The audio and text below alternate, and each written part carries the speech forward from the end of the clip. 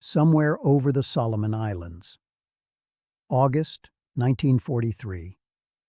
The air is thick with humidity, the sky is pale and wide and goes on forever, and somewhere inside it, invisible until it is already too late, something is hunting you. Japanese Zero pilots had ruled the Pacific sky for nearly 2 years. They were faster in a turn than anything the Allies could put against them. Lighter, more maneuverable. They fought with a kind of lethal precision that had become their signature. Their reputation was built on results. But in the weeks after a strange new silhouette began appearing above the islands, something changed. The silhouette had wings that bent downward before sweeping back up again, like the wings of a gull. And it came with a sound, a high, whistling scream that pilots on both sides learned to recognize quickly. Veterans of the Japanese Naval Air Force began using a word for it that spread through their ranks, not in admiration, in fear, shishu, whistling death. This is the story of the Vought F4U Corsair, a plane that was once considered too dangerous to land on a carrier deck, a plane that nearly never saw combat at all, and a plane that, against almost every expectation, became the most feared fighter aircraft in the Pacific War. To understand why the Corsair mattered so much, you have to understand how badly things were going before it arrived. December 7, 1941, Pearl Harbor. Within hours of the attack, the myth of American air power in the Pacific is shattered. At Clark Field in the Philippines, Japanese bombers catch American heavy bombers on the ground. Across Malaya, Burma, and the Dutch East Indies, Japanese aircraft fill the skies, and the planes sent to stop them simply are not good enough. The Grumman F-4F Wildcat was the United States Navy's frontline carrier fighter at the start of the war. It was rugged and dependable, and it was significantly outclassed by the Mitsubishi A6M0 in almost every way that mattered. The Zero could climb faster, turn tighter, stay in the air longer. American pilots were not the problem. The aircraft they were flying was. The solution had already been designed. It was sitting in a factory in Stratford, Connecticut. It just was not ready yet. The story of the Corsair begins in 1938, when the United States Navy issued a specification for a new carrier-based fighter. The requirements were nearly impossible to meet. The Navy wanted an aircraft that could reach 400 miles per hour. No single-seat fighter had done that yet. They wanted it to be capable of operating from a carrier deck, and they wanted enough guns to destroy anything it caught. Vaught's chief engineer, Rex Beisel, made a decision that would define the aircraft's entire identity. If you needed 400 miles per hour, you needed the most powerful engine available. That engine was the Pratt & Whitney R2800 Double Wasp, an 18-cylinder radial engine producing more than 2,000 horsepower, more than any American aircraft engine in existence at the time. The problem was the propeller. An engine that powerful needed a propeller large enough to convert that power into forward thrust. The one Vought selected was over 13 feet in diameter. On a conventional low-wing design, a propeller that large would sit dangerously close to the carrier deck during landing. Beisel's solution was the detail that made the Corsair unlike anything else in the sky. He bent the wings. By designing what engineers call an inverted gull wing, dropping the wings sharply downward from the fuselage before sweeping them back up again, Vought could use short and sturdy landing gear while keeping that enormous propeller safely above the deck surface. The resulting silhouette was immediately recognizable. It looked almost aggressive. The prototype first flew on the 29th of May, 1940. It broke the 400-mile-per-hour barrier, the first American single-engine fighter ever to do so. The Navy placed an order. What no one knew yet was how much trouble was still ahead. The Corsair that entered production in 1942 was not quite the aircraft anyone had hoped for. The Navy had requested 6 50-caliber machine guns rather than the lighter armament in the original design. Fitting those guns into the wings meant moving the fuel tank. It had been stored in the wing. Now it had to go into the fuselage directly in front of the cockpit. That single change had consequences that rippled through the entire design. With the fuselage fuel tank sitting forward and the enormous engine cowling rising above it, the pilot's forward visibility during landing was severely reduced. On a carrier deck, where every approach is made in close quarters and the margin for error is counted in feet, this was a serious problem. The Corsair also had a stall behavior that made carrier landings unpredictable. At low speeds near the stall point, the left wing tended to drop suddenly. On a final approach to a carrier, that behavior could be fatal. In carrier trials during late 1942, the results were alarming. The aircraft bounced on landing. It was difficult to hold steady on approach. The forward visibility problem meant pilots were effectively landing with limited sight lines. The Navy made a decision. The Corsair was not cleared for carrier operations. It would be passed to the Marine Corps instead. For many aircraft, that verdict would have ended the story. For the Corsair, it turned out to be the beginning. February 13, 1943. Henderson Field, Guadalcanal, Solomon Islands. The airstrip carved out of the Guadalcanal jungle had been the center of the Pacific Air War's most brutal phase. For months, American pilots flying Wildcats had been fighting a grinding battle against Japanese air power to hold the island. The casualty rate was severe. The exhaustion was visible on every face at Henderson Field. When Marine Fighting Squadron VMF-124 landed with their brand-new Corsairs, it was supposed to be a turning point. Instead, the squadron stepped into a disaster. 3 days after arriving, VMF-124 was scrambled to escort bombers on a raid against Japanese positions. What followed became known with grim Marine humor as the St. Valentine's Day Massacre. A large formation of Japanese Zeros intercepted the mission. The Corsair pilots, still learning their aircraft and caught at low altitude, were badly positioned. They lost 4 Corsairs and 2 bombers. The Japanese suffered almost no losses. It was a serious setback. It could have ended the Corsair's reputation permanently, but the Marines did not give up on the plane. They analyzed what had gone wrong. They studied the aircraft's strengths and weaknesses with the same methodical discipline they brought to everything. And they began developing a different way of fighting. The Zero's greatest strength was its ability to turn. In a slow-speed turning engagement, the kind of fight that instinct and training naturally led to, the Zero could outmaneuver virtually anything the Allies had. It was lighter, more responsive, and almost unnervingly agile. But there was a price for that agility. To be that light and maneuverable, the Zero's designers had made compromises that would prove costly. It had no self-sealing fuel tanks. A burst of 50-caliber fire that might leave a more robust aircraft smoking would turn a Zero into a fireball. It had no pilot armor protecting the man in the cockpit.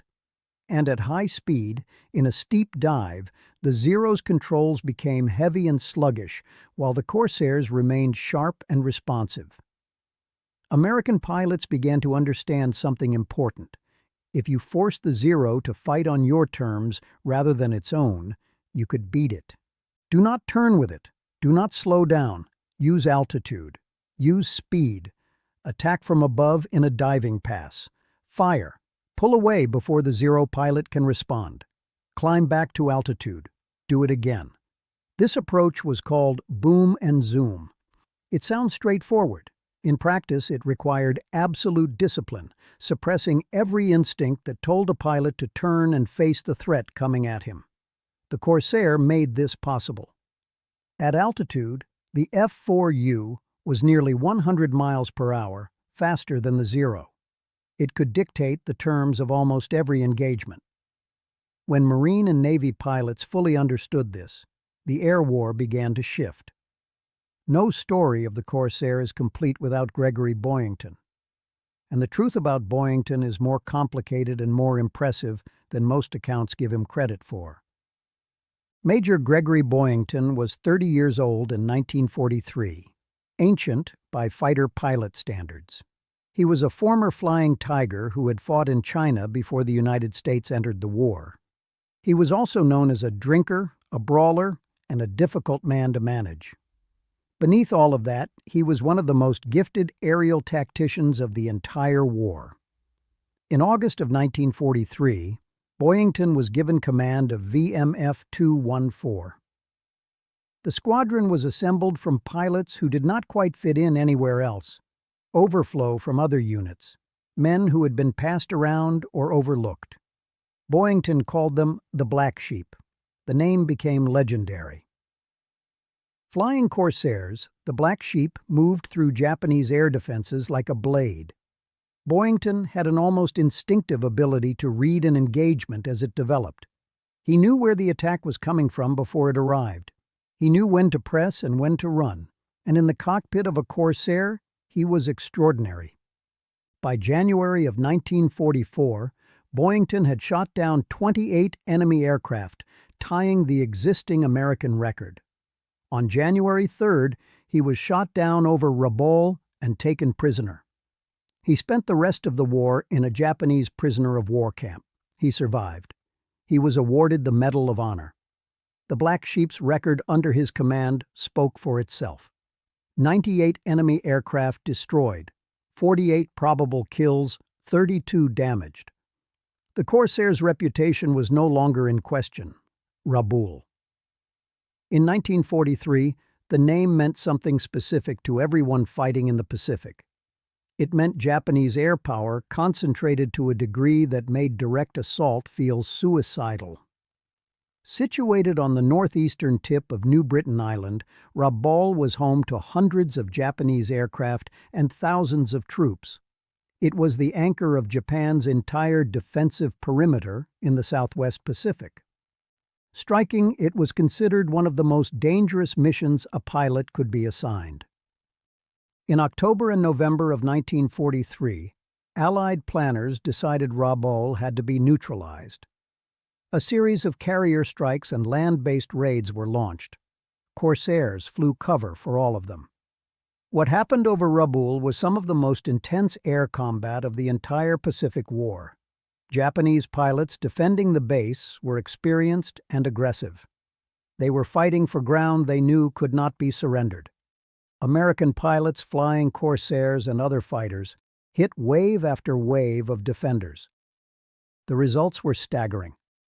Over the course of the Rabaul campaign, Japanese air power above the fortress was systematically destroyed. Experienced pilots, who had been flying since the earliest days of the war, were killed in numbers that simply could not be replaced. Japan's aircraft production was increasing, but pilot quality was in steep decline. Every veteran lost above Rabaul was a loss that carried consequences far beyond that single island. By early 1944, Rabaul had been reduced to strategic irrelevance. Its garrison would survive the war, isolated and supplied only by submarine, while the Allied advance swept past them. The fortress had been strangled from the air. In late 1944, the engineering problems that had kept the Corsair off carrier decks were finally solved. A longer tailwheel strut corrected the bounce on landing. Modified approach procedures and better pilot training addressed the visibility problem. And a change to the left wing's leading edge corrected the dangerous stall behavior that had caused so much concern in the original trials. The Corsair was cleared for full carrier operations. Its arrival on the fleet carriers transformed what a carrier air group could do. Now a single carrier could deploy both the Grumman F-6F Hellcat and the Corsair. Two different aircraft with complementary strengths. The Hellcat was easier to fly, more forgiving, and nearly perfect in its balance. The Corsair was faster, hit harder, and could carry more weapons externally, Together, they were formidable. Either one individually represented a leap beyond the Japanese aircraft they faced. By October of 1944, Japan had introduced a weapon that could not simply be outflown or outshot: the kamikaze. The special attack units represented something the Allied forces had not encountered before in this war. Young Japanese pilots, many with minimal training, would fly aircraft loaded with explosives directly into American ships. The goal was not survival. The goal was the ship. Against kamikazes, the Corsair proved its value in a different way than it had against enemy fighters. Flying combat air patrol around the fleet, Corsairs formed the first and sometimes the only line of defense against inbound attacks. Finding a kamikaze before it reached the fleet required speed, altitude, and the ability to close with a target quickly. The Corsair had all three. It was relentless, exhausting work. The attacks came at all hours, from all directions. Some came in low over the water. Others dove from high altitude through clouds. Some broke through the fighter screen. Many did not. During the Okinawa campaign in the spring of 1945, the largest amphibious operation in the Pacific War, Corsairs flew thousands of combat air patrol sorties. The attacks were sustained and severe. The toll on American ships was significant. Without the fighter cover those pilots provided, the damage would have been catastrophic. By 1945, the air war over the Pacific had changed.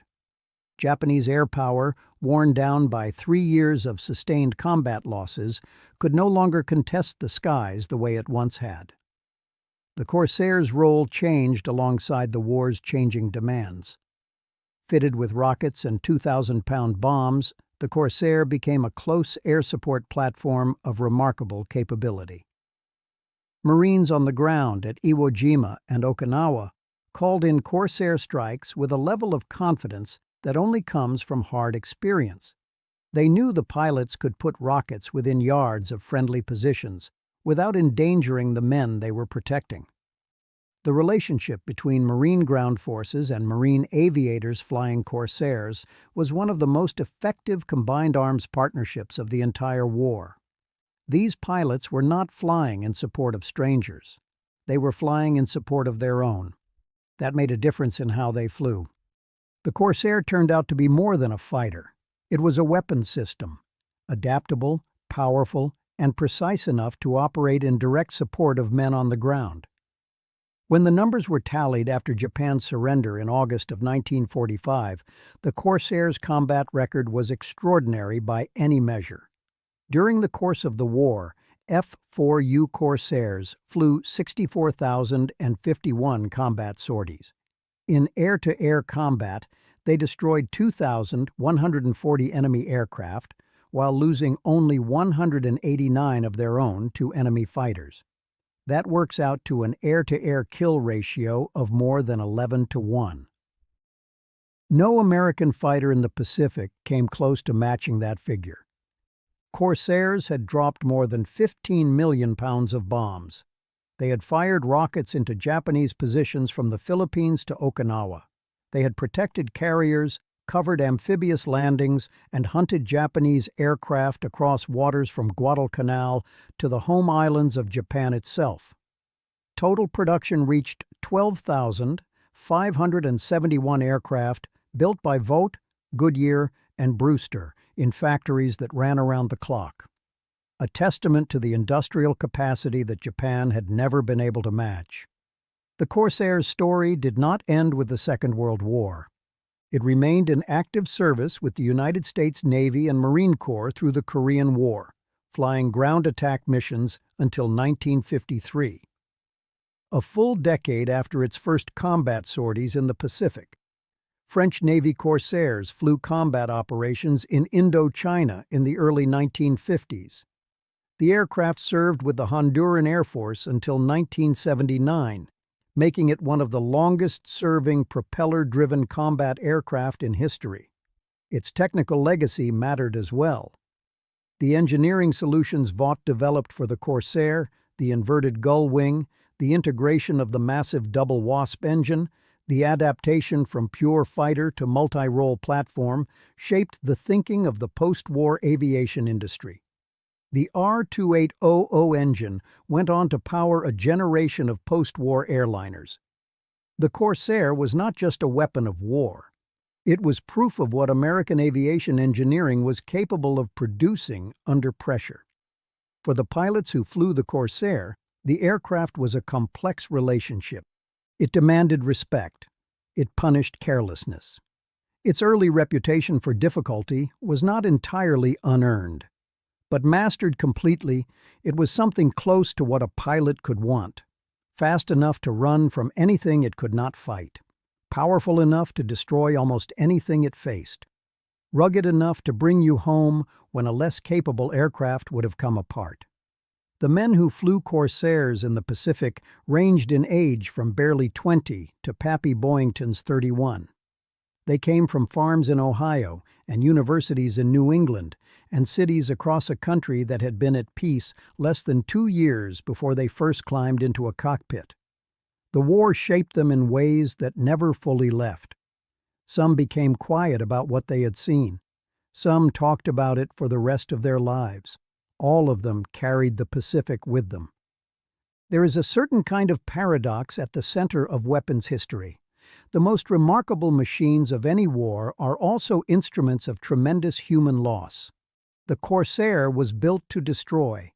It succeeded at that purpose with a precision that is difficult to fully comprehend at this distance.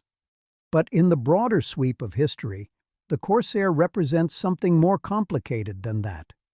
It represents the moment when American engineering and industrial capacity turned the tide of a war that had begun with catastrophe.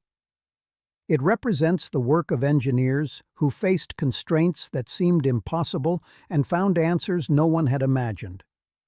It represents the courage of young men who flew it into skies that wanted to kill them. The bent wing was not an accident. It was not a compromise anyone settled for. It was an answer. An elegant, audacious, and ultimately triumphant answer to a problem that had seemed impossible to solve. The Japanese pilots who heard that engine scream on approach, who watched the bent-winged silhouette come diving out of the Pacific sun, they gave it a name drawn from their own fear. Whistling Death. In the end, it was an accurate name. But the pilots who flew it preferred something simpler. They called it the Corsair. And for the men who mastered her, she was, in her own terrifying and magnificent way, the finest aircraft they ever flew.